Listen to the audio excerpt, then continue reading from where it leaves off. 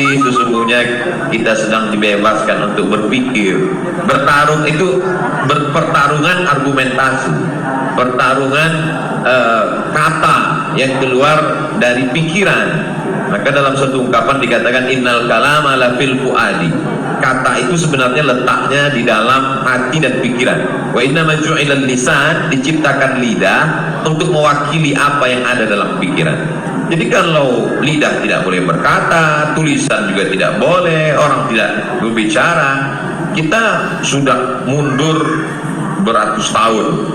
500 tahun Renaissance, masa pembebasan akal pikiran, orang sudah maju, kita masih memenjarakan itu. Dan kalau kita perhatikan, kemana arah demokrasi kita?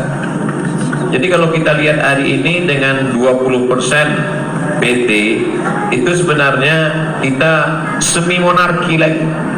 Siapa yang bisa terjun ke sana? Tentu saja orang yang punya modal besar, yang punya partai besar, yang lolos 20%, yang punya serangan fajar isi amplop kain sarung dan sesuai dengan kebutuhan.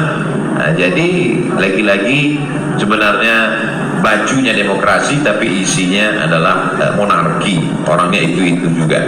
Jadi kalau kita katakan identitas Islam adalah akal, ketika Allah Subhanahu wa taala bertanya dalam Al-Qur'an, dalam banyak pertanyaan, apalah ta'qilun, kenapa kamu tidak gunakan akal? Apalah tatafakkarun, kenapa kamu tidak berpikir? Apalah tatadzakkarun, kenapa kamu tidak ingat? Ingat salah satu kerja akal. Dan kita ingin disuruh melupakan sesuatu, kita dikeluarkan dari akal kita. Dalam Al-Quran ada satu ayat bercerita tentang neraka khusus. Neraka ini diciptakan Tuhan khusus untuk orang yang tidak pernah menggunakan akalnya. Lau kunna na'qilu, andai kami pernah menggunakan akal kami, lau kunna nasma'u, andai kami mau mendengar, au na'qilu, dan kami mau berpikir, makunna min ashabis sa'ir, kami pasti tidak akan masuk neraka sa'ir.